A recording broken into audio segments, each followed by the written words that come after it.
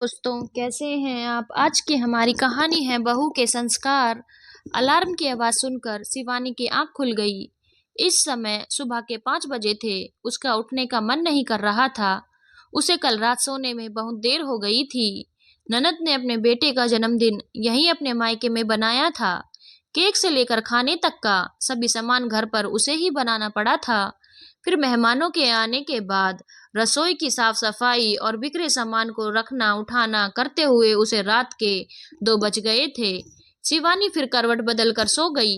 दोबारा जब उसकी आंख खुली तो सुबह के 8 बज चुके थे। वह जल्दी से बिस्तर छोड़कर बाथरूम में चली गई। थोड़ी देर बाद वह तैयार होकर जब कमरे से निकलने लगी तो मन ही मन सोच रही थी कि आज उसका स्वागत सासू माँ के तानों से ही होगा और ननद रानी आग में घी का काम करेंगी। शिवानी कमरे से निकलकर सीधे रसोई की ओर चली गई। जैसे ही वह रसोई के दरवाजे पर पहुंची तो उसे अपनी ननद की आवाज सुनाई दी, जो उसकी सास से कह रही थी, माँ, आपने अपनी बहू को जरूरत से ज्यादा छूट दे दिया है। यह समय है बहू के उठने का। अभी तक महारानी जी सो रही हैं। उन्हें इतनी भी चिंता नहीं कि अगर वह समय पर नहीं उठी तो सास ननद को चाय बनानी पड़ेगी। क्या उसकी माँ ने कोई संस्कार नहीं दिए? उसे इतनी तमीज तो होनी ही चाहिए कि वह सुबह घर में सबके उठने से पहले उठे। हर बहू अपनी ससुराल में यही करती है। मैंने देखा है, आप भी तो घर में सबसे पहले उठती थी। और आजकल की लड़कियों को देखो, उन्हें कोई शर्म ही नहीं है। सूरज सर पर चढ़ आया है और महारानी जी अभी तक अपने कमरे से बाहर नहीं आई है। शिवानी की ननद ने मुंह बनाकर कहा, तुम ठीक कह रही हो काजल। मुझे शिवानी की लगाम कसनी पड़ेगी, नहीं तो वह हमारे सर पर चढ़कर नाचेगी। अभी तो नई नई है, तब यह आलम है। थोड़े दिन बाद तो वह और भी ढीठ हो जाएगी। पड़ोस की मिसेस पाटिल की बहू को देखो, सुबह सूरज निकलने के 1 घंटे पहले उठ जाती है। एक हमारी बहू है जो 8 बजे से पहले बिस्तर नहीं छोड़ती। मेरी तो किस्मत ही फूटी है जो ऐसी बहू मिली। शिवानी की सास ने अपनी बेटी से कहा, माँ, जब अपना ही सिक्का खोटा हो तो परखने वाले का क्या दोष। लव मैरिज करके लाया है आपका बेटा, तो बहू आपकी इज्जत कहाँ करेगी। शिवानी की ननद काजल ने मुंह बनाते हुए कहा। शिवानी अपनी सास ननद की बात सुनकर स्तब्ध रह गई। शादी के समय तो उसकी सास ने शिवानी के मम्मी पापा से कहा था, मैं शिवानी को बहू नहीं बेटी बनाकर ले जा रही हूँ, उसे बहुत प्यार और सम्मान के साथ रखूंगी। लेकिन ससुराल आने के बाद शिवानी की सास ने उसके साथ बिल्कुल उल्टा किया। बेटी मानना तो दूर की बात है, उसे का भी अधिकार नहीं दिया। उसकी शादी को 1 साल हो गया था। वह जब से शादी करके ससुराल आई थी तब से लेकर आज तक वह सुबह सुबह सबसे पहले उठती है और घर का हर काम करती है। उसकी सास ने उसके आने के बाद घर में काम करने वाली रानी को भी छुट्टी कर दी थी।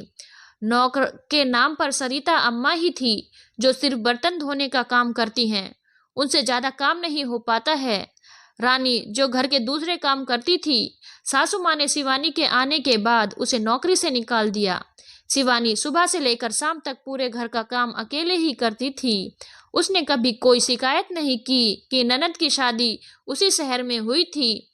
वह अक्सर अपने परिवार के साथ मायके आ जाती, यहाँ खाना भी खाती और रात का खाना पैक करा कर ले जाती। इस बार उनके बेटे का जन्मदिन भी घर में ही मनाए जाने का निर्णय लिया गया और खाने से लेकर केक तक की जिम्मेदारी शिवानी को सौंप दी गई। शिवानी ने सब खुशी खुशी किया। आज थकान के कारण उसको उठने में देर हो गई तो उसके किए कराए पर उसकी सास ननद ने पानी फेर दिया। क्या उसे थकान नहीं लगती है? वह इंसान नहीं, रोबोट है। अपनी सास ननद की बात सुनकर शिवानी के चेहरे पर गुस्से की लहर दौड़ गई। उसने कुछ कहा नहीं, अपने को संयमित किया और रसोई में आ गई। उसे अचानक आया देखकर उसकी ननद सकपका गई। शिवानी उनकी ओर ध्यान नहीं दिया। उसने अपने लिए एक प्याला चाय बनाई और उसे लेकर वहां से जाने लगी। उसे वहां से जाते हुए देखकर सास ने तमक कर कहा, कहाँ चल दी महारानी जी? नाश्ता कौन बनाएगा? माँ जी, मेरी माँ ने कोई संस्कार नहीं दिए हैं, इसीलिए मैं आराम करने जा रही हूँ। मुझे थकान लगी है, इस कारण आपकी बेटी है। अब आप लोग अपने लिए नाश्ता बना लीजिए, शिवानी ने कहा और वहां से जाने लगी। बड़ों से जबान चलाना, क्या यही संस्कार दिए हैं तुम्हारी माँ ने? मैंने अपने बेटे का जन्मदिन अपने मायके में मनाया है, तुम्हें बुरा क्या लग रहा है? अभी मेरे माता पिता जिंदा हैं। तुम कौन होती हो मुझे ताना देने वाली? ननद ने गुस्से में कहा।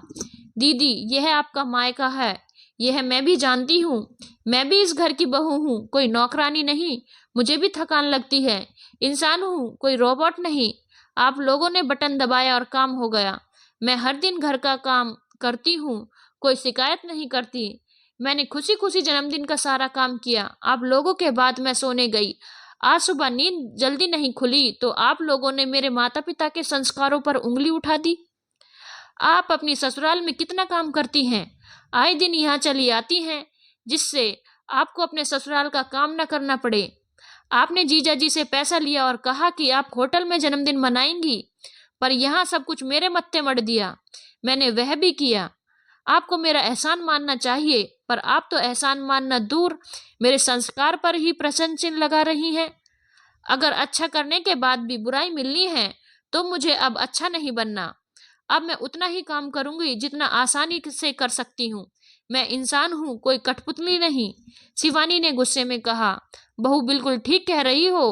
तुम दोनों माँ बेटी खुद को कोई काम करती नहीं हो, बस दिन भर बैठकर बहू पर हुक्म चलाती रहती हो। वह खुशी खुशी सभी काम करती है जिससे तुम दोनों खुश रहो, पर तुम्हें तो बहू को अपमानित करने का बहाना चाहिए। कल रात सारा काम खत्म करने के बाद बहू अपने कमरे में गई।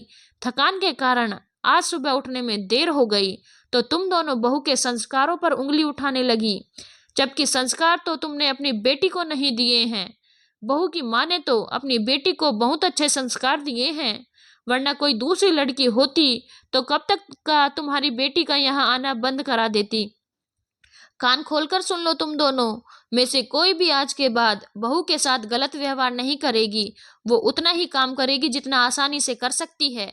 वो इस घर की बहू है, नौकरानी नहीं। मैं सब कुछ देखते हुए भी चुप था, पर आज तुम दोनों माँ बेटी ने मुझे बोलने पर मजबूर कर दिया। बहू भी किसी की बेटी है। अगर तुम्हारी बेटी के साथ उसके ससुराल वाले ऐसा ही व्यवहार करें तो तुम्हें कैसा लगेगा? और काजल, तुमको तो बहू से ऐसे बोलने का कोई अधिकार ही नहीं है। पहले खुद को देखो, तुम कितना अपने ससुराल वालों की सेवा करती हो, तब अपनी भाभी पर उंगली उठाओ। अगर तुम आज अपनी भाभी के साथ अपने संबंध अच्छे नहीं रखोगी तो हमारे ना रहने के बाद तुम्हारा मायका खत्म हो जाएगा। आगे जैसा तुम करोगी वैसा ही पाओगी। इतना कहकर शिवानी के ससुर चले गए। शिवानी भी उनके पीछे पीछे वहां से चली गई। शिवानी की सास और ननद एक दूसरे का मुंह देखती रह गई। धन्यवाद दोस्तों। अगर आपको कहानी अच्छी लगी हो तो चैनल को लाइक, शेयर और सब्सक्राइब करना ना भूलें।